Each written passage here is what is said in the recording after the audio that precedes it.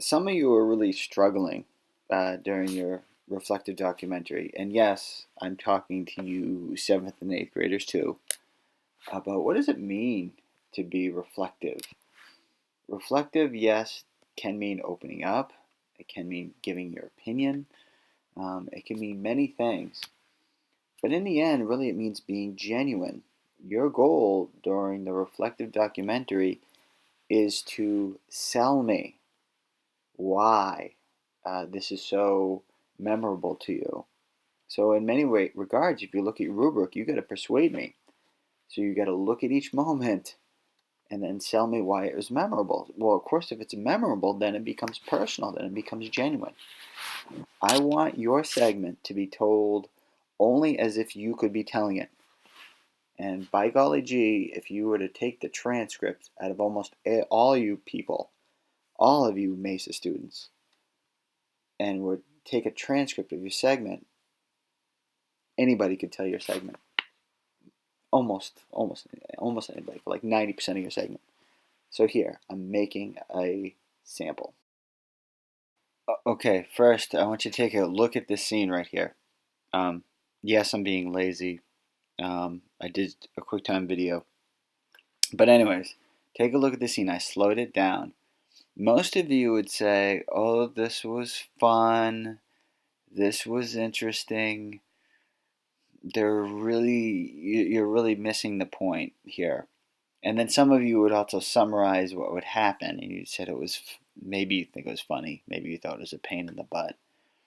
I'm not sure, but often, let's say you do make a personal attempt at that. Often, I'm getting maybe just a sentence from you, and that's about it.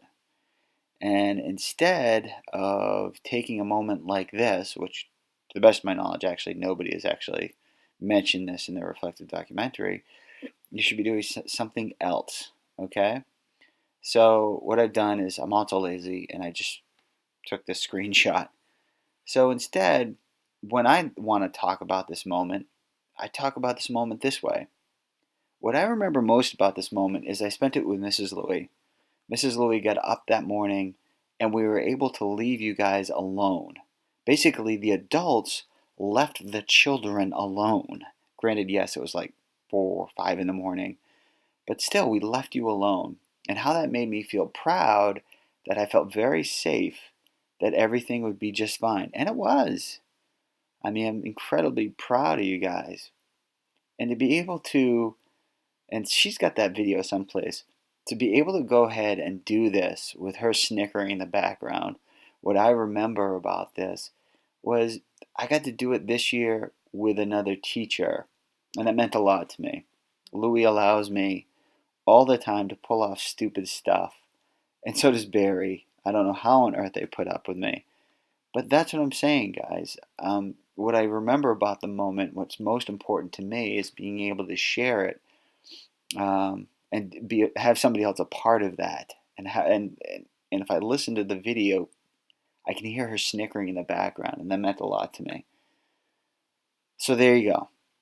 There's my little sample. I took, maybe 45 seconds or so to talk about one moment. Well, at Bryant Pond, you guys experienced thousands of moments, and that's what I'm expecting you to do. Take moments, and why are they personal?